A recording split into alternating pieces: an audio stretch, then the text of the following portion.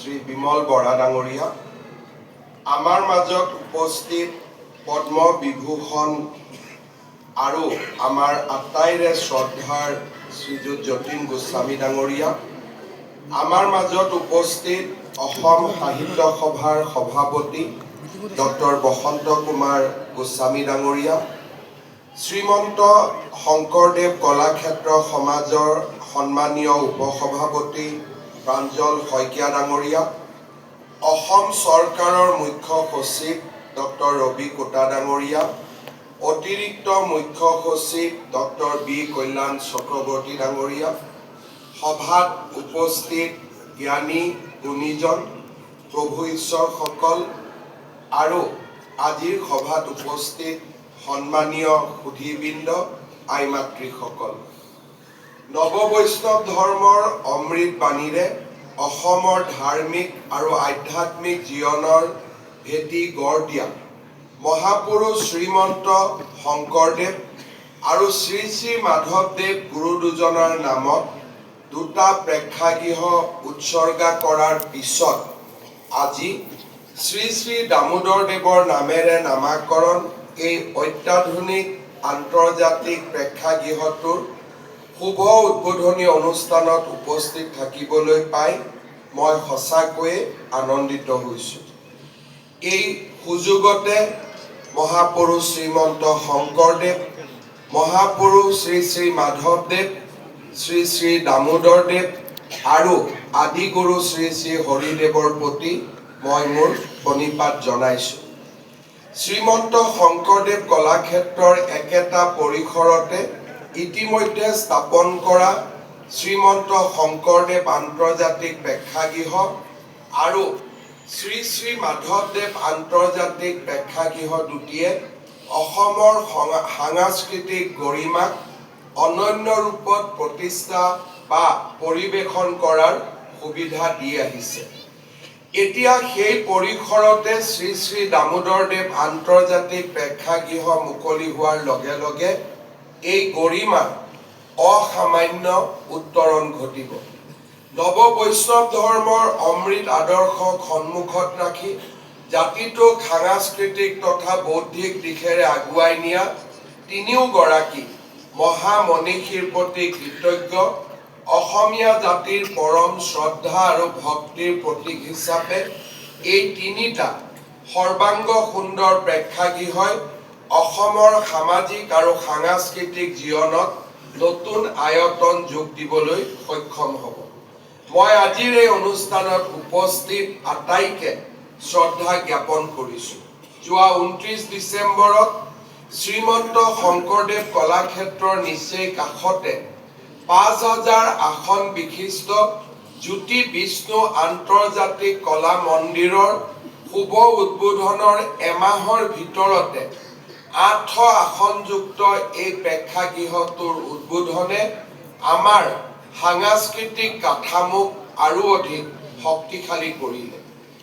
এই প্ৰেক্ষাগৃহটোৰ বিষয়ে আমি আলোচনা কৰিবলৈ যাওঁতে সকলো ইতিমধ্যে অৱগত যে ইয়াত 800 জন ব্যক্তিয়ে একেলগে বহি অনুষ্ঠান পৰিৱেশন কৰা, অনুষ্ঠান চোৱাৰ সুযোগ পাব।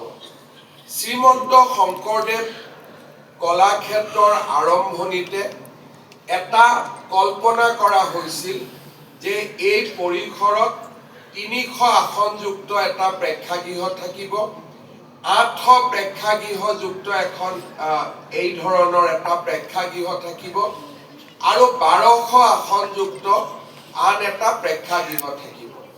সময়ৰ লগত 1200 আসনযুক্ত প্ৰেক্ষাগৃহ নিৰ্মাণ হ'ল, 300 আসনযুক্ত প্ৰেক্ষাগৃহটো নিৰ্মাণ হ'ল, কিন্তু 800 আসনযুক্ত প্ৰেক্ষাগৃহটো নিৰ্মাণ কৰিব পৰা নগ'ল। আজি আমি সময়ৰ পৰিৱৰ্তনৰ লগত সুযোগ ৰাখি এটা অতি সুন্দৰ অত্যাধুনিক ব্যৱস্থাৰে এই 800 আসনযুক্ত প্ৰেক্ষাগৃহটো নিৰ্মাণ কৰি উলিয়াইছোঁ। ইয়াত একষ্টিক পেনেলিং, 412 ইঞ্চিৰ LED ৱাল, দিব্যাংগসকল মঞ্চ আৰোহণৰ সুবিধাৰ্থে হুইল চেয়াৰযুক্ত লিফ্ট, অনুষ্ঠানৰ ৰেকৰ্ডিঙৰ বাবে হাই ৰিজলিউশ্যন কেমেৰা, ডিজিটেল পডিয়াম, অত্যাধুনিক থিয়েটাৰ কেন্দ্ৰ আৰু সন্মিলন কক্ষ আদিৰ ইয়াত সমাহিত কৰা হৈছে। প্ৰেক্ষাগৃহটোৰ মাধ্যমেৰে অসমৰ কলা সংস্কৃতিৰ প্ৰসাৰ আৰু প্ৰচাৰৰ বাবে শিল্পী আৰু কলা কুশলীসকলে এখন সুন্দৰ সাংস্কৃতিক মঞ্চ লাভ কৰিব। একশৰণ ভাগৱতী ধৰ্মৰ প্ৰচাৰ তথা উৎকৰ্ষ সাধনত গুৰুত্বপূৰ্ণ ভূমিকা গ্ৰহণ কৰা সন্ত মহাপুৰুষসকলৰ মাজত শ্ৰী শ্ৰী দামোদৰদেৱে এখন বিশেষ আসন অধিকাৰ কৰি আহিছে। শ্ৰী শ্ৰী দামোদৰদেৱ গুৰুজনাৰ আৱিৰ্ভাৱ হৈছিল 1488 খ্ৰীষ্টাব্দত নগাঁও জিলাৰ বৰদোৱাৰ ওচৰৰ নলচা গাঁৱত।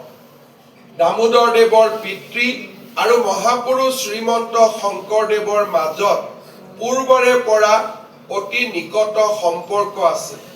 গুৰুলীলা কৃষ্ণ মিশ্ৰ দামোদৰ চৰিত্ৰ আৰু নীলকণ্ঠৰ শ্ৰী শ্ৰী দামোদৰদেৱ চৰিত্ৰ মহাপুৰুষ শ্ৰীমন্ত শংকৰদেৱে দামোদৰদেৱৰ নাম ৰাখিছিল বুলি উল্লেখ আছে। দামোদৰদেৱে সেই সময়ত বিখ্যাত অধ্যাপক কলাপ চন্দ্ৰ ভট্টাচাৰ্যৰ ওচৰত শিক্ষা গ্ৰহণ কৰিছিল। কিছুদিনৰ ভিতৰতে তেৰাই নানা শাস্ত্ৰ অধ্যয়ন কৰি বেদ বেদান্ত গীতা ভাগৱত আদি শাস্ত্ৰত প্ৰগাঢ় জ্ঞান অৰ্জন কৰে। নলচাত থাকোঁতেই তেখেতে ধৰ্ম প্ৰচাৰ ধৰ্ম আলোচনাৰ কামত ব্ৰতী হৈছিল। দামোদৰদেৱে 17 বছৰ বয়সত হাজোৰ ওচৰৰ ৰত্নেশ্বৰ গাঁৱত কিছুকাল বাস কৰে। কিছুকাল হাজোত থকাৰ পিছত ভটিয়াই গৈ তেৰা পাটবাউসী পায়গৈ আৰু তাতেই মহাপুৰুষ শ্ৰীমন্ত শংকৰদেৱৰ সৈতে তেৰাৰ পুনৰ মিলন হয়। পাটবাউসীতে মহাপুৰুষ শ্ৰীমন্ত শংকৰদেৱ, মাধৱদেৱ, দামোদৰদেৱ আৰু হৰিদেৱে একেলগে বহি ধৰ্মালোচনা আৰু শাস্ত্ৰ আলাপ কৰিছিল বুলি আমি সকলোৱে অৱগত। পাটবাউসীতে মহাপুৰুষ শ্ৰীমন্ত শংকৰদেৱে কীৰ্তন পুথি ৰচনাৰ কামো সামৰণি পেলাইছিল। পাটবাউসীৰ গুৰুত্ব অসমৰ নৱ বৈষ্ণৱ ধৰ্মৰ প্ৰচাৰৰ ক্ষেত্ৰত আটাইতকৈ বেছি। আমি অসম চৰকাৰে বৰ্তমান পাটবাউসীক এক অনন্য ৰূপ দিবৰ বাবে মহাপুৰুষ শ্ৰীমন্ত শংকৰদেৱে প্ৰতিষ্ঠা কৰা সত্ৰ আৰু দামোদৰদেৱে প্ৰতিষ্ঠা কৰা সত্ৰ দুইখনতে আমি এটা অনন্য প্ৰকল্প ৰূপায়ণৰ কামত আগবাঢ়িছো, যি অহা 6 মাহৰ ভিতৰত সম্পূৰ্ণ হ'ব। শ্ৰী শ্ৰী দামোদৰদেৱে ধৰ্ম প্ৰচাৰৰ হকে বৰপেটাৰ লগতে আন বহু ঠাইত সত্ৰ স্থাপন কৰিছিল।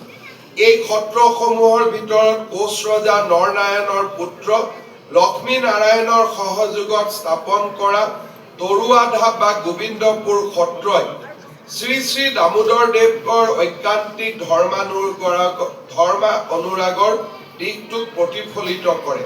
দামোদৰদেৱে ধৰ্ম প্ৰচাৰৰ বাবে কোনো বিশেষ পুথি ৰচনা কৰাৰ কথা জনা নাযায় বা তেনে কোনো পুথি আজিলৈকে উদ্ধাৰ হোৱা নাই। অৱশ্যে মাজে সময়ে ভকতক উপদেশ দিবলৈ আৰু নিজ মনৰ আধ্যাত্মিক শান্তিৰ বাবে দুই এটা আত্মাতত্ব সম্বন্ধীয় গীত তেৰাই ৰচনা কৰিছিল।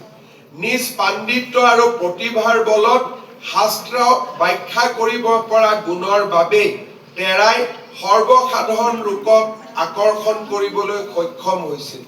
দামোদৰদেৱৰ প্ৰধান শিষ্য বৈকুণ্ঠনাথ ভাগৱত ভট্টাচাৰ্য বা ভট্টদেৱ, গোপাল মিশ্ৰ, বংশী গোপালদেৱ প্ৰভৃতিয়ে তেৰাৰ ধৰ্মমত ব্যাখ্যা কৰি দামোদৰীয়া ভাগৱতী ধৰ্মৰ দৰ্শন তৈয়াৰ কৰি থৈ গৈছে। তেৰাৰ ধৰ্ম প্ৰচাৰৰ কেন্দ্ৰস্থল আছিল পাটবাউসী। ভাগৱতী ধৰ্ম বিষয়ত অগাধ পাণ্ডিত্যৰে তেৰাই অসমীয়া গদ্য সাহিত্যৰ জনক ভট্টদেৱক সাহিত্য সাধনাৰ বাবে অনুপ্ৰেৰণা যোগাইছিল। তেখেতৰ অনুপ্ৰেৰণাৰ সুফল হিচাপে ভট্টদেৱে ৰচনা কৰা কথা গীতা আৰু কথা ভাগৱত বৈষ্ণৱ সাহিত্যৰ অমূল্য সম্পদ ৰূপে বিবেচিত হৈ আহিছে। 1598 খ্ৰীষ্টাব্দত বৈকুণ্ঠগামী হোৱাৰ আগলৈকে নৱ বৈষ্ণৱ আন্দোলনক গতিশীল কৰি তোলাৰ বাবে অহো পুৰুষাৰ্থ কৰি শ্ৰী শ্ৰী দামোদৰদেৱে এটা তেখেতৰ প্ৰপন্ন শিষ্যসকলৰ সৈতে বিশেষ ধৰ্মমত নিৰ্মাণ কৰিছিল। দামোদৰীয়া ধৰ্ম আদৰ্শৰ মূল হৈছে ভাগৱতী ধৰ্ম। ভাগৱতৰ মূল কথা হৈছে ঈশ্বৰত বিশ্বাস আৰু জ্ঞানলব্ধ দাস্য ভক্তিৰ দ্বাৰা সম্পূৰ্ণৰূপে আত্মনিবেদন। দামোদৰীয়া ধৰ্মমতৰ মূল মন্ত্ৰ বেদ-বিহিত নিত্য নৈমিত্তিক কৰ্ম আৰু হৰিনাম কীৰ্তন। এনে এগৰাকী মহান মনীষীৰ প্ৰতি আন্তৰিক শ্ৰদ্ধা জনাই তেৰাৰ নামত এনে এটি আধুনিক প্ৰেক্ষাগৃহ নিৰ্মাণ কৰিবলৈ পাই আমি সঁচাকৈয়ে আনন্দিত। শ্ৰীমন্ত শংকৰদেৱ কলাক্ষেত্ৰ অসমৰ সামাজিক আৰু সাংস্কৃতিক জীৱনৰ প্ৰাণকেন্দ্ৰলৈ পৰিণত হৈছে। কলাক্ষেত্ৰ সমাজে গুৰুজনাৰ জীৱন আদৰ্শৰ প্ৰচাৰ আৰু প্ৰসাৰৰ দিশত ৰূপায়ণ কৰি অহা পদক্ষেপসমূহে মহাপুৰুষগৰাকীৰ জীৱন কীৰ্তিৰ সম্পৰ্কে সৰ্বস্তৰৰ জনগণৰ মাজত অধিক সচেতনতা বিয়পোৱাত গুৰুত্বপূৰ্ণ ভূমিকা গ্ৰহণ কৰিছে। আমি কলাক্ষেত্ৰ সমাজৰ মাধ্যমেৰে বিগত 3 বছৰ ধৰি মহাপুৰুষ শ্ৰীমন্ত শংকৰদেৱ অভিযান শীৰ্ষক এলানি কাৰ্যসূচী অব্যাহত ৰাখিছো। ইয়াৰ অংশ হিচাপে মহাপুৰুষগৰাকীৰ আবিৰ্ভাৱৰ পৰা মহাপ্ৰয়াণলৈকে জীৱনকালৰ বিভিন্ন স্তৰৰ কৰ্ম আৰু আদৰ্শৰ প্ৰতিফলনেৰে এক দৃষ্টিনন্দন চিত্ৰ ব্যাখ্যা প্ৰকল্পৰ কাম পূৰ্ণ গতিত চলাই থকা হৈছে। এই পৰ্যন্ত 30খন অপৰূপ তৈলচিত্ৰই প্ৰাণ পাই উঠিছে। অসমৰ 12 গৰাকী প্ৰথিতযশা শিল্পীৰ অক্লান্ত প্ৰচেষ্টাৰে একেটা প্ৰকল্পৰ অধীনতে 2 জনা গুৰুৱে সৃষ্টি কৰি যোৱা অংকীয়া নাটসমূহক প্ৰাচীন জীৱন চিত্ৰশৈলীৰ জৰিয়তে সংৰক্ষণৰ ব্যৱস্থা কৰা হৈছে। অসম চৰকাৰে গ্ৰহণ কৰা আন এক গুৰুত্বপূৰ্ণ দিশ হৈছে শ্ৰীমন্ত শংকৰদেৱ স্পিৰিচুৱেল চাৰ্কিট। তেৰাই জীৱনকালত 21খন ঠাইত এদিনৰ বাবে হলেও ৰাতি নিবাস কৰিছিল।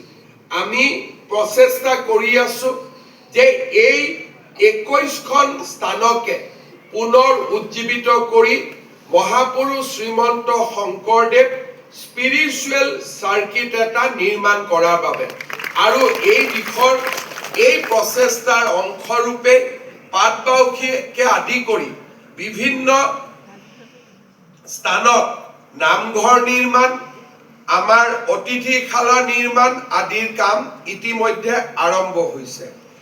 কলাক্ষেত্ৰৰ পৰিসৰত লেজাৰ শ্ব'ৰ সহায়ত শংকৰী কলাকৃষ্টিৰ প্ৰদৰ্শনৰ কামো হাতত লোৱা হৈছে।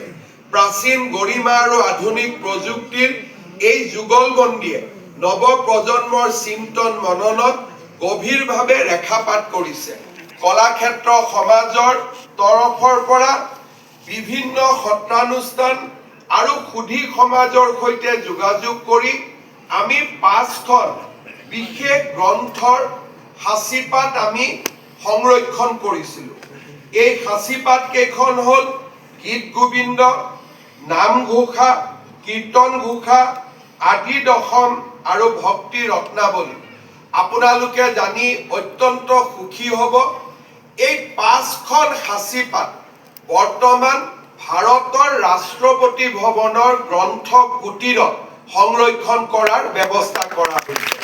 যোৱা কেইদিনমান আগতে ৰাষ্ট্ৰপতি মহোদয়ে ৰাষ্ট্ৰপতি ভৱনত এটা গ্ৰন্থ কুটীৰৰ উদ্বোধন কৰিছিল। দেশ বিদেশৰ পৰ্যটকসকলে সেই গ্ৰন্থ কুটীৰত যাব পাৰিব আৰু এই গ্ৰন্থ কুটীৰত অসমৰ এই 5খন অমূল্য গ্ৰন্থক স্থান দিয়া হৈছে, যি আমাৰ অসমৰ বাবে অত্যন্ত গৌৰৱৰ বিষয়। আজি মই এই সুযোগতে ভাৰতৰ ৰাষ্ট্ৰপতি সন্মানীয়া শ্ৰীমতী দ্ৰৌপদী মুৰ্মুকো অসমবাসীৰ হৈ ধন্যবাদ আৰু কৃতজ্ঞতা জনাইছো। গুৰুজনাৰ বৰ অসমৰ মহান ধাৰণাটোক সবল ৰূপেৰে উপস্থাপন কৰিবলৈ আমি ইতিমধ্যে অসমৰ আটাইকেইটা জনগোষ্ঠীৰ মাজতে বৈষ্ণৱ কলা সংস্কৃতিক প্ৰসাৰ আৰু প্ৰচাৰ কৰাৰ বাবে এক অনবদ্য প্ৰচেষ্টা হাতত লৈছো। অলপ আগতে অসমৰ ৩৩টা বিভিন্ন জনগোষ্ঠীৰ কলা কুশলীয়ে মহাপুৰুষ মাধৱদেৱ বিৰচিত বৰগীত সুন্দৰভাৱে পৰিৱেশন কৰা আপোনালোকে লক্ষ্য কৰিছে। এই যুৱ শিল্পীসকলক শ্ৰীমন্ত শংকৰদেৱ কলাক্ষেত্ৰৰ দ্বাৰাই প্ৰশিক্ষিত কৰা হৈছে, যি আমাৰ বৰ অসম নিৰ্মাণৰ কামত সঁচাকৈয়ে এক প্ৰেৰণাৰ স্ৰোত হিচাপে কাম কৰিব। এনে জনগোষ্ঠীয় প্ৰশিক্ষণ শিবিৰত সত্ৰীয়া নৃত্য, বৰগীত, ভোৰতাল, মাটি আখৰাৰ দৰে আমাৰ সাংস্কৃতিক সম্পদসমূহক পৰিৱেশন কৰিবলৈ আমি বিভিন্ন জনগোষ্ঠীৰ শিল্পীসকলক আমি প্ৰশিক্ষণ দিবলৈ চেষ্টা কৰিছো।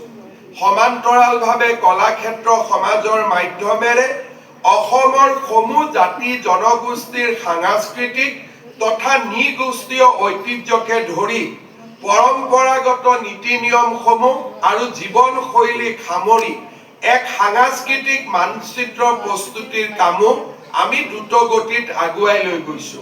ইয়াৰ জৰিয়তে এটা অত্যাধুনিক ডিজিটেল সংৰক্ষণগাৰো গঢ়ি তোলা হ'ব। শংকৰী যুগৰ পৰা বৰ্তমানলৈ অসমৰ নাট্য পৰম্পৰাক বিজ্ঞানসন্মতভাৱে সংৰক্ষণ কৰাৰ লক্ষ্যৰে নাট্য সংৰক্ষণগাৰ নামৰ এটি প্ৰকল্প ৰূপায়ণৰ কামো আমি অব্যাহত ৰাখিছো। শ্ৰীমন্ত শংকৰদেৱ কলাক্ষেত্ৰ সমাজৰ উদ্যোগত দেশৰ ভিতৰতে প্ৰথমবাৰৰ বাবে এক থিয়েটাৰ অভিজ্ঞতা কেন্দ্ৰ স্থাপনৰ প্ৰক্ৰিয়াও আৰম্ভ হৈছে। এই প্ৰকল্পই নাট্যশিল্প গৱেষক, শিক্ষাৰ্থী, পৰ্যটক আদিৰ লগতে বিদ্বৎ সমাজকো প্ৰচুৰভাৱে উপকৃত কৰিব। আমি সকলোৱে জানো যে অসম চুক্তিৰ আধাৰত এসময়ত শ্ৰীমন্ত শংকৰদেৱ কলাক্ষেত্ৰ নিৰ্মাণ কৰা হৈছিল। পৰিৱৰ্তিত পৰিস্থিতিত এই কলাক্ষেত্ৰৰ কাঠামো আৰু এই কলাক্ষেত্ৰৰ জৰিয়তে অসমৰ সাংস্কৃতিক সম্পদসমূহক সংৰক্ষণৰ বাবে আমি আৰু এক অভিযান আৰম্ভ কৰিছিলো। আমাৰ প্ৰচেষ্টাৰ অংশৰূপে নাৰায়ণপুৰত ইতিমধ্যে শ্ৰী শ্ৰী মাধৱদেৱ কলাক্ষেত্ৰ নিৰ্মাণ হৈছে। শ্ৰী শ্ৰী মাধৱদেৱ কলাক্ষেত্ৰৰো চোৱা-চিতা, সংৰক্ষণ আৰু সংবৰ্ধনৰ দায়িত্ব শ্ৰীমন্ত শংকৰদেৱ কলাক্ষেত্ৰ সমাজক দিয়া হৈছে। তাৰ ফলশ্ৰুতি হিচাপে এতিয়া বিহপুৰীয়া নাৰায়ণপুৰতো নিৰন্তৰ শংকৰী কলা সংস্কৃতি, বৈষ্ণৱী কলা সংস্কৃতিৰ প্ৰশিক্ষণ আদি নিৰন্তৰ গতিত চলিব ধৰিছে। অহা সপ্তাহত মই নাৰায়ণপুৰলৈ যাম আৰু ঠিক এনেকুৱা আকৃতিৰে নিৰ্মাণ কৰা মাধৱদেৱৰ নামত মাধৱদেৱৰ প্ৰপন্ন শিষ্য বদলাতাৰ নামত উৎসৰ্গিত এটা অত্যাধুনিক প্ৰেক্ষাগৃহ আমি মাধৱদেৱ কলাক্ষেত্ৰতো উদ্বোধন কৰিম। ইতিমধ্যে আপোনালোকক আমি অৱগত কৰিছো যে জ্যোতি বিষ্ণু সাংস্কৃতিক বা জ্যোতি বিষ্ণু আন্তৰ্জাতিক কলা মন্দিৰ অসমৰ এক অভূতপূৰ্ব সম্পদত পৰিণত হৈছে। ৫,০০০ লোকে তাত একেলগে বহি অনুষ্ঠান চাব পাৰে। তাত আমাৰ অতিথিসকলক ৰখাৰ অত্যাধুনিক ব্যৱস্থা আছে আৰু আখৰা আদি কৰাৰ বাবে আখৰা আদি গৃহও তাত সমাৱেশ কৰা হৈছে। এই জ্যোতি বিষ্ণু কলা মন্দিৰকো আমি শ্ৰীমন্ত শংকৰদেৱ কলাক্ষেত্ৰৰ লগত সংযোজন কৰিছো, যাতে এই কলা মন্দিৰৰো চোৱা-চিতা ৰক্ষণাবেক্ষণৰ কাম শ্ৰীমন্ত শংকৰদেৱ কলাক্ষেত্ৰৰ জৰিয়তে কৰিব পাৰি।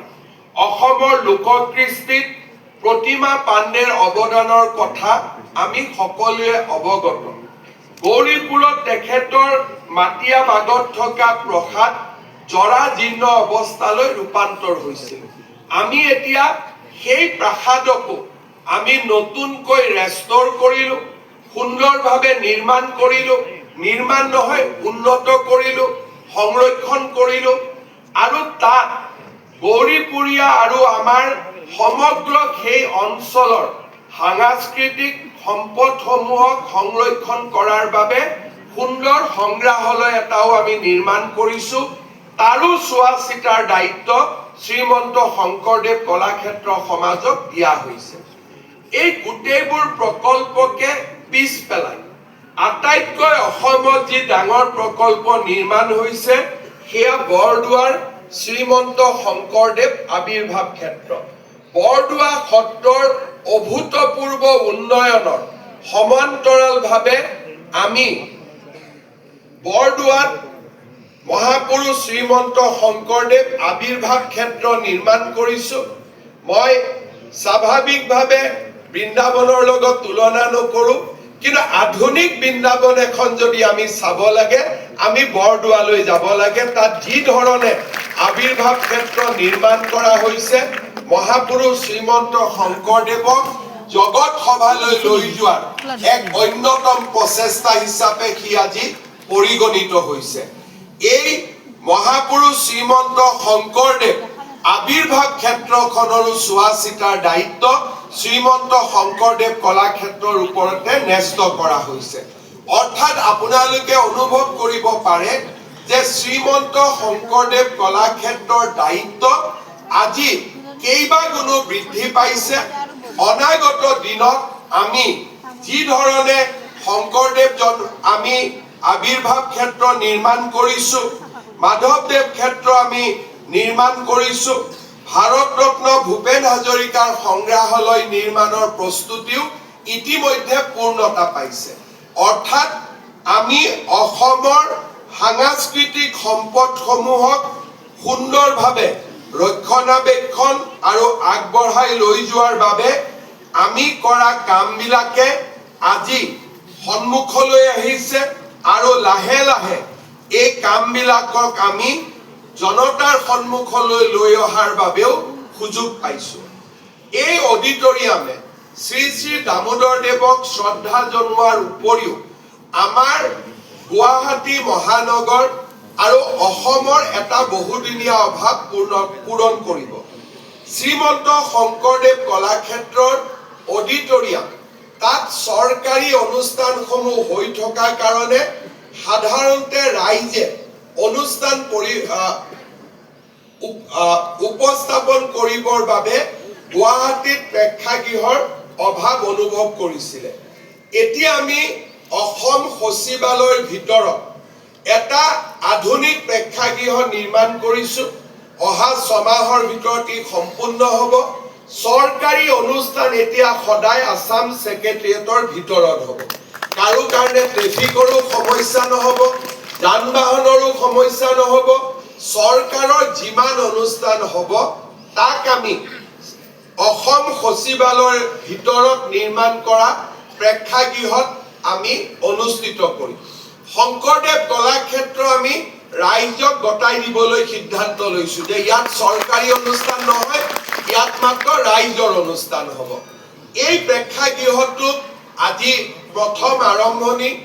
অহা 10-15 দিনত ইয়াক টেষ্টিং কৰি সম্পূৰ্ণভাৱে ই পৰিৱেশনৰ উপযোগী হোৱাৰ লগে লগে আমি শংকৰদেৱ কলাক্ষেত্ৰৰ যিটো প্ৰথম অডিটৰিয়াম আৰু মাধৱদেৱ প্ৰেক্ষাগৃহ দুইটাকে আমি আকৌ নতুনকৈ নিৰ্মাণ কৰিম।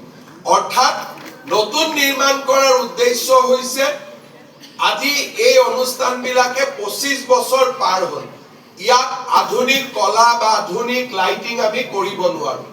কলাক্ষেত্ৰৰ মূল প্ৰেক্ষাগৃহটো নভঙাকৈ তাক সম্প্ৰসাৰণ কৰি ডিজিটেল লাইটিং, ডিজিটেল সাউণ্ড সিস্টেমেৰে আমি সৰ্বাংগ সুন্দৰ কৰাৰ এটা আমি প্ৰস্তাৱ লৈছো।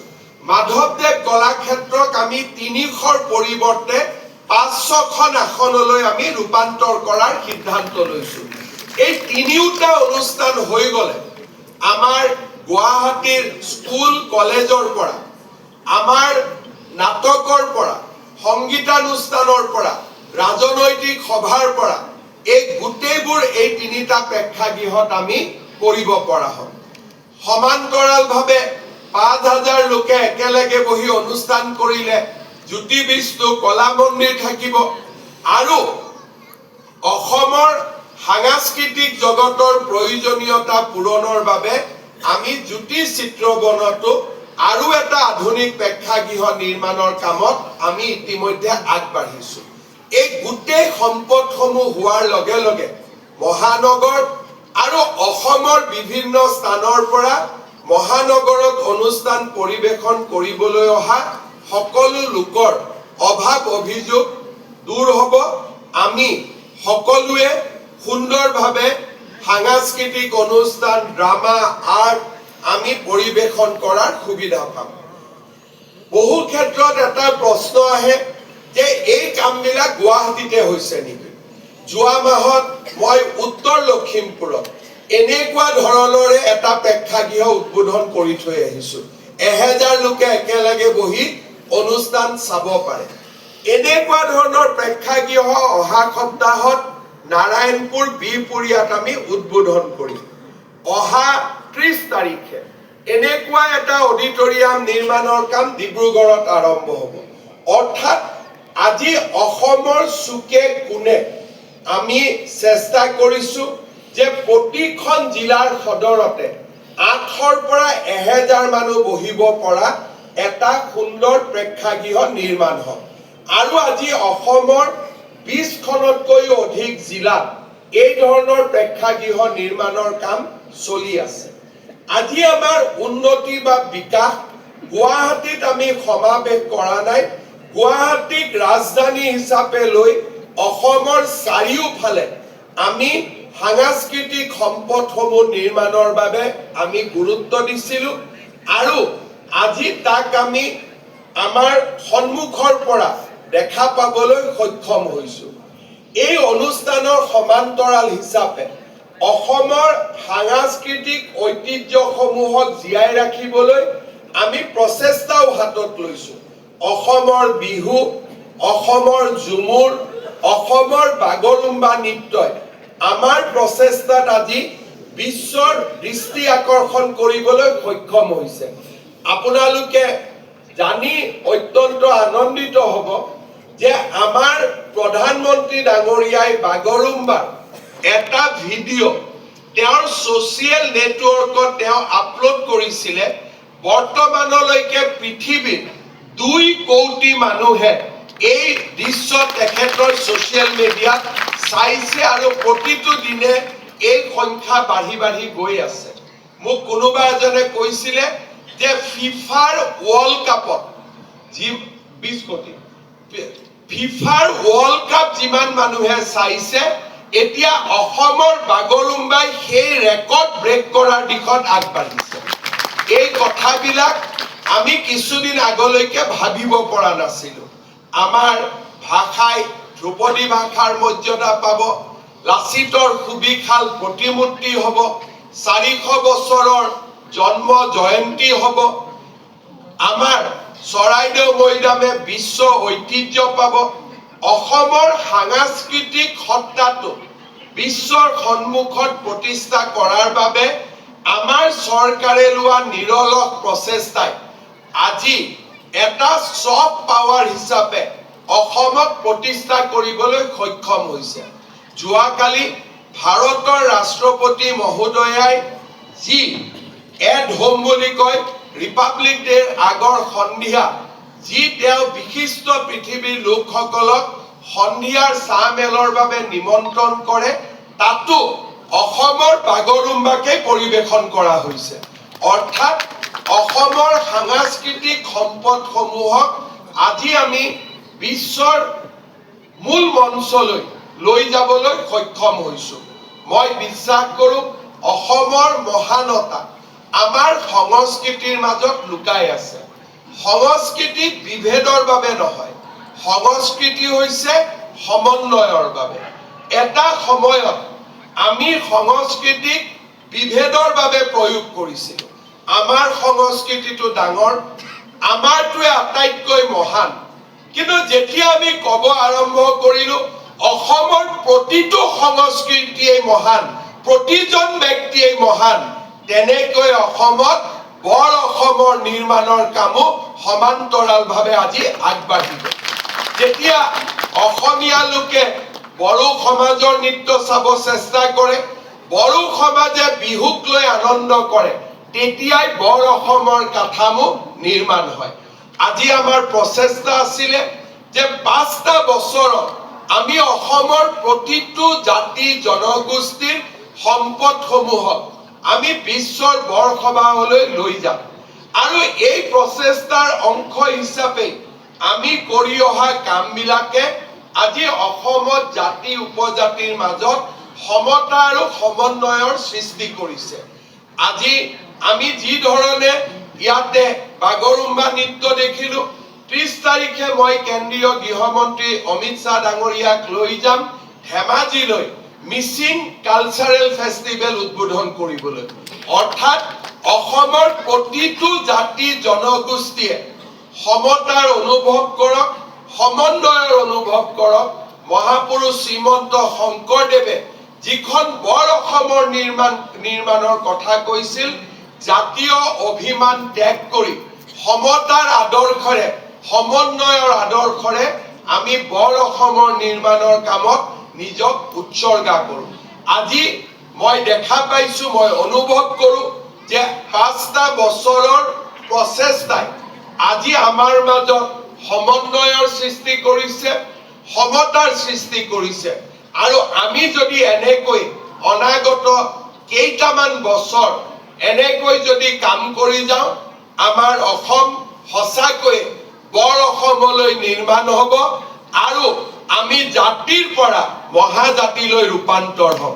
এই প্ৰচেষ্টাৰ অংগ হিচাপে অসমৰ নৱবৈষ্ণৱ ধৰ্মৰ এগৰাকী মহান দিগদ্ৰষ্টা প্ৰাতঃস্মৰণীয় মহাপুৰুষ শ্ৰী শ্ৰী দামোদৰ দেৱৰ নামত এই প্ৰেক্ষাগৃহটো উৎসৰ্গা কৰি সঁচাকৈ গৌৰৱ অনুভৱ কৰিছোঁ।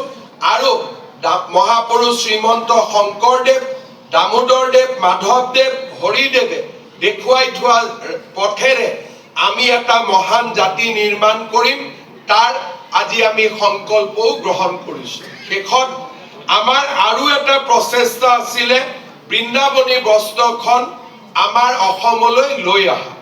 আজি সেই প্ৰচেষ্টাটো আমি সফল হৈছোঁ। অহা 15 ফেব্ৰুৱাৰীৰ পৰা আমি গুৱাহাটীত বৃন্দাবনী বস্ত্ৰখন ৰাখিবৰ বাবে এটা অত্যাধুনিক মিউজিয়ামৰ নিৰ্মাণৰ কাম আৰম্ভ কৰিম। 1.5 বছৰত আমাৰ মিউজিয়াম নিৰ্মাণৰ কাম সম্পূৰ্ণ হ'ব। 2027 চনত বৃন্দাবনী বস্ত্ৰক আমি গুৱাহাটীলৈ লৈ আহিম। 2 বছৰৰ বাবে বৃন্দাবনী বস্ত্ৰ আমাৰ লগত থাকিব। অসমৰ প্ৰতিজন ব্যক্তিয়ে অসমৰ সম্পদক ওচৰৰ পৰা চাব পাৰিব। মই পুনৰ এবাৰ আপোনালোক সকলোৰে এই প্ৰচেষ্টাসমূহত আশীৰ্বাদ আৰু সহযোগিতা বিচাৰি লোক নিৰ্মাণ বিভাগক এই সুন্দৰ প্ৰেক্ষাগৃহ নিৰ্মাণ কৰি দিয়াৰ বাবে জ্যোতি বিষ্ণু কলা মন্দিৰ অসমৰ PWD ডিপাৰ্টমেণ্টে কৰা। আজি ইয়াতে আমি থিয় হৈ আছোঁ, এই প্ৰেক্ষাগৃহ অসমৰ PWD ডিপাৰ্টমেণ্টে কৰা। অহা 14 ফেব্ৰুৱাৰীত গুৱাহাটী আৰু উত্তৰ গুৱাহাটীৰ মাজত দলং উদ্বোধন হ'ব, অসমৰ PWD ডিপাৰ্টমেণ্টে কৰা। চানমাৰী ফ্লাইঅভাৰ 28 ফেব্ৰুৱাৰীৰ আগতে উদ্বোধন হ'ব, অসমৰ PWD ডিপাৰ্টমেণ্টে কৰা। আমি অসমৰ লোক নিৰ্মাণ বিভাগক পুনৰ এবাৰ ধন্যবাদ জনাই মই মোৰ বক্তব্যৰ সামৰণি মাৰিছোঁ। ধন্যবাদ। জয় হিন্দ, বন্দে মাতৰম।